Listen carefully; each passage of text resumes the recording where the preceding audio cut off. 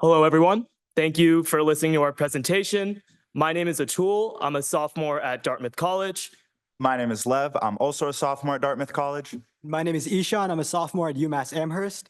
We submitted our research to the 2024 SMT Data Challenge, and we're named the overall winners of the undergraduate division. We're excited to present our research to you all here at SABR. Our project is titled Pitcher Dynamics Explained, creating a model that determines the right time to pull a starting pitcher. Now let me set the scene. It's Game 6 of the 2020 World Series. The Los Angeles Dodgers are beating the Tampa Bay Rays 3-2. Fortunately for the Rays, they're holding a 1-0 lead in Game 6, heading into the 5th inning, largely thanks to the play of their ace, Blake Snell. Snell starts the 5th inning by forcing an out, followed by giving up a base hit. This shouldn't be too much cause for concern, but with leadoff hitter Mookie Betts due up next, manager Kevin Cash makes the decision to pull Blake Snell. The decision did not end up aging well, as Snell's replacement gave up 2 runs, the Rays lost the game 3-1, and with that, the World Series. Immediately after, the decision sparked controversy, not just because of the decision itself, but because of the reasoning behind it. For years, managers and coaches have been relying on arbitrary metrics like not wanting to see the hitter for the 3rd time or the 100-pitch rule as justification for pulling the pitcher. We can also see the opposite of Snell's case, where a pitcher perhaps overstays their welcome quite often. A prime example of this was Matt Harvey's outing in the 2015 World Series Game 5. Both of these anecdotes point to one question. Is it possible to quantitatively determine the right time to pull a pitcher? This question serves as the basis for our research as we take situational factors and combine it with some statistics and machine learning to determine the right time to pull a pitcher. Let's first take a look at our data. We used farm system pitch-by-pitch data provided to us by SMT. A couple of variables that were given to us were the batter and the pitcher ID, the different levels of the farm system, there were 4 total levels, as well as the base runner situation. Then there were the variables that we created.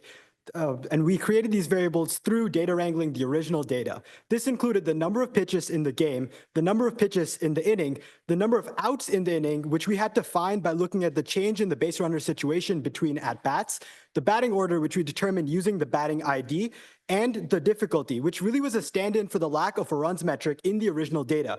We figured out the difficulty by using the 2023 MLB expected runs data for a given situation with a certain number of outs and a certain base runner situation.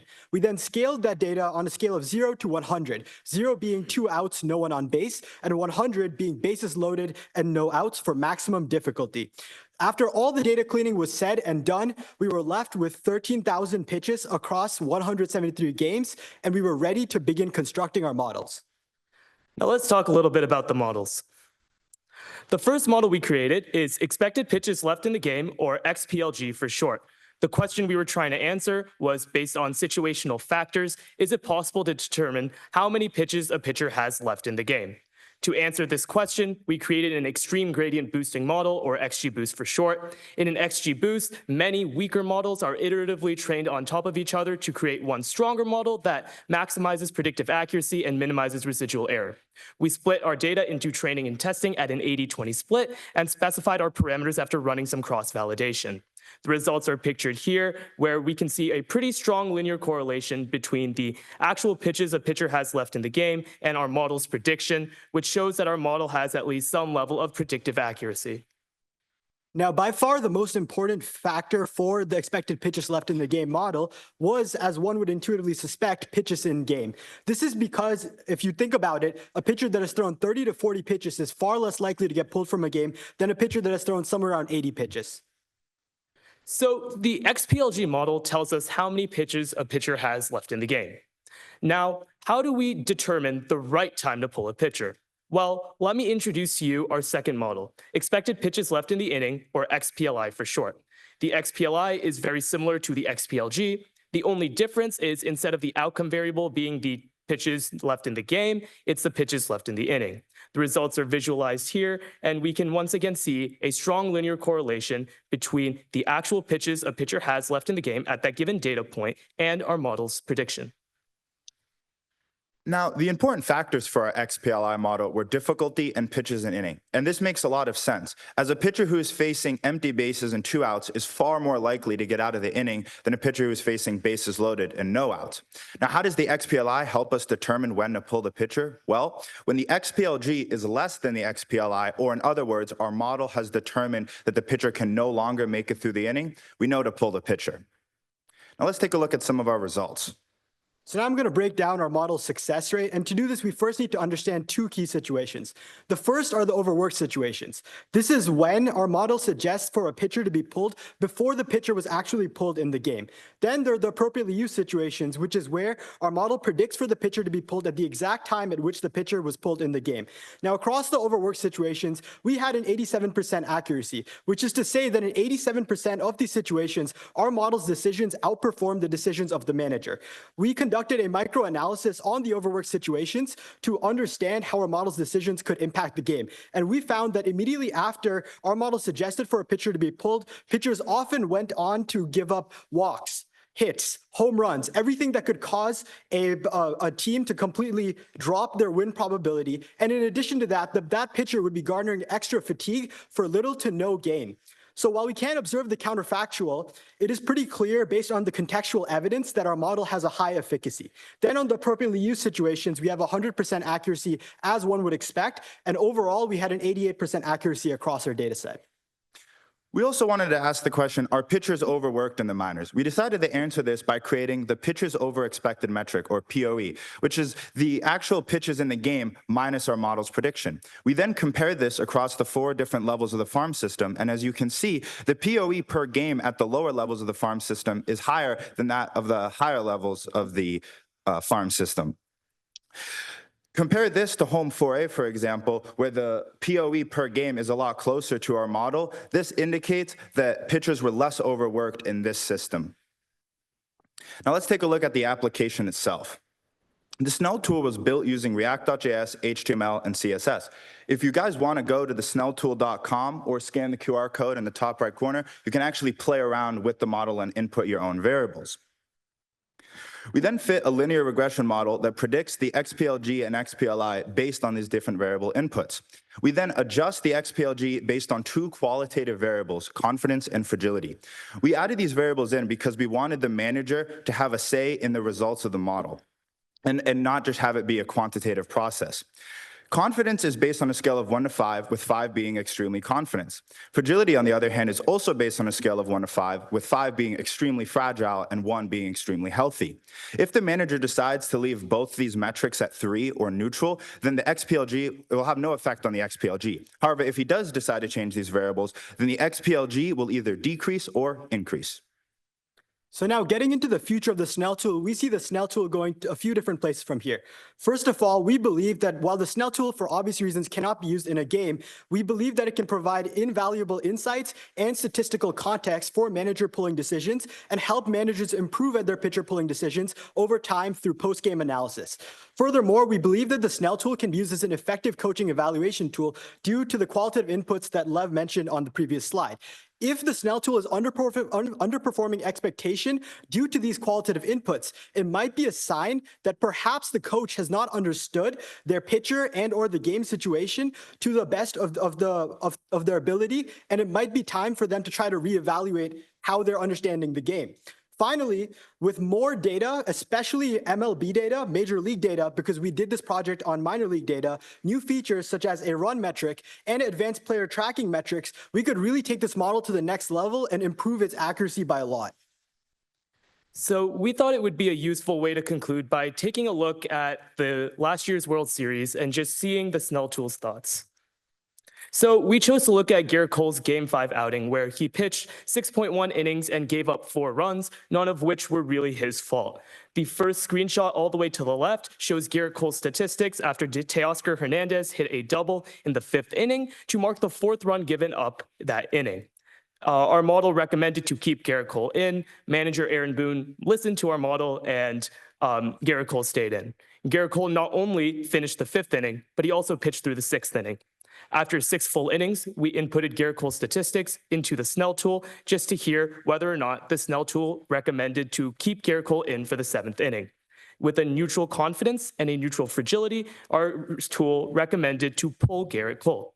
However, it makes sense that Aaron Boone would have a lot of confidence in Garrett Cole. He's their ace after all. And despite recent news regarding the health of Garrett Cole, in this context, it makes sense for him to have a low fragility. This is because this is potentially the Yankees' last game of the season, and they want to leave everything out on the field. If we switch these qualitative inputs as such, we can see that the decision of the Snell tool completely flips on its head, and the recommendation is to keep the pitcher in. This shows the importance of our qualitative factors. We wanted to thank SABR for giving us the opportunity to present our research. We also wanted to thank Meredith, Kenny, and Steen from SMT for all of their help throughout this entire project. Thank you to the judges for taking the time out of their days, and everyone else here for taking the time out of your days to watch our presentation. Also, thank you to my little brother, Akil, for all of the cool drawings that you've seen throughout this entire presentation. This was not like something that was taken from the internet. I had to pay him to do this. But if any of you want drawings or logos, let me know. I can try to get you the family discount.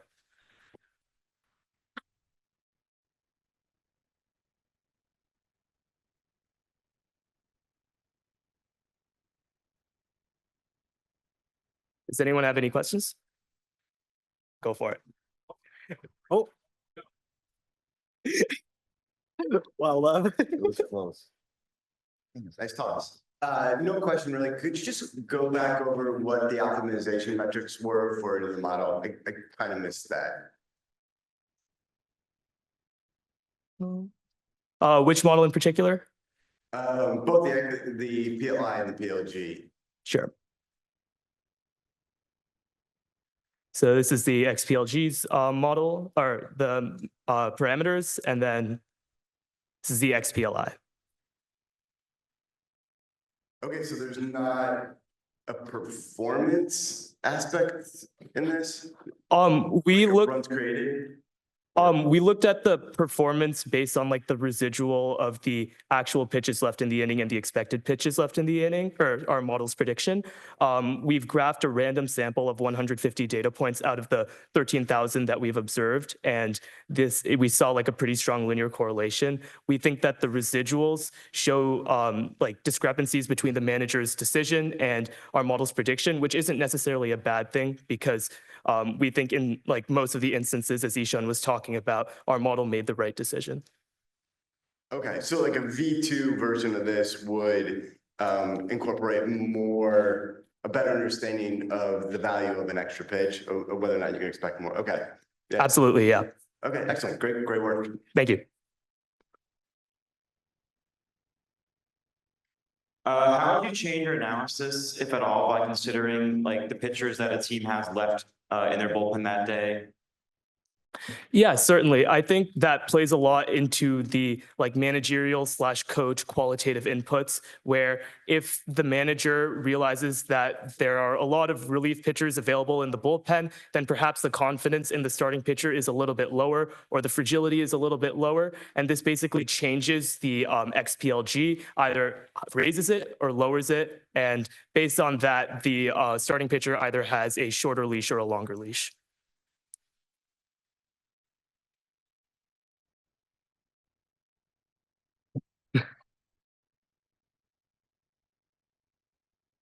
I think you all may actually be missing where your work's going to turn out to be most significant. The real concern the manager has, he does make a comparison of what he thinks he's got in the bullpen with what he thinks he's got on the mound. But if I understood one of your charts, you're saying that when your formula predicts trouble, did I understand right, that 87% of the time trouble happened? So That's great if it is, but it's up that I understand you, that when you said the pitcher's overworked at this point, bad things started to happen 87% of the time. So I think part of this was because we didn't necessarily have like a run metric or something like that to measure our model's prediction compared to the manager's decision. The way we determined whether or not our model would succeed, like compared to the manager's decision, was looking at the number of pitches that the starting pitcher ended up throwing after our model's prediction and compared that with our expected metrics. Obviously, if you throw more pitches, that doesn't necessarily mean that you're like more unsuccessful. But there's a general trend that, and like a general expectation that if you throw more pitches, you're probably in more trouble. And we sort of validated this by using that like micro level analysis that Ishan talked about. Okay, so your 87% is that you think it's gonna take, say 5 more pitches to get out of the inning. Maybe you're not a bad jam, you've already got 2 outs, whatever. 5's gonna do it, all right? And, but the trouble is that your poor pitcher doesn't have 5 left in his arm, according to your understanding of, understanding, okay. 87% of the time, he doesn't make it in the 5 pitches he needs. 87% of the time he would be throwing more than 5 pitches, and that would as we saw in our like micro level analysis, he would like walk batters, it would lead to more hits, and even sometimes like a home run. Thank you. That's his schools. You right there. You ready? Yep.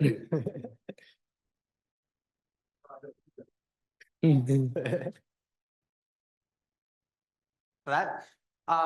So really interesting thought process behind this, especially when you're looking at minor league players. And there's obviously the question about developmental goals and what exactly it is that teams are looking to maximize.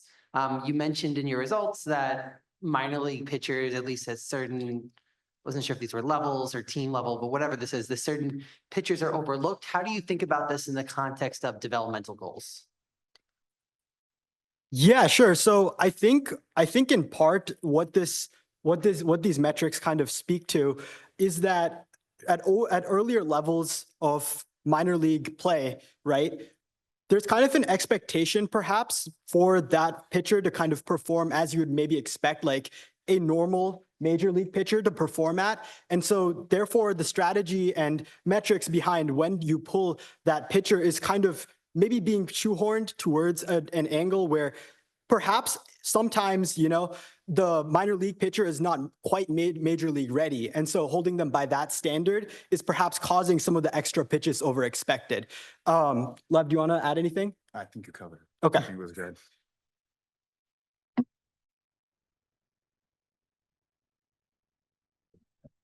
Thank you.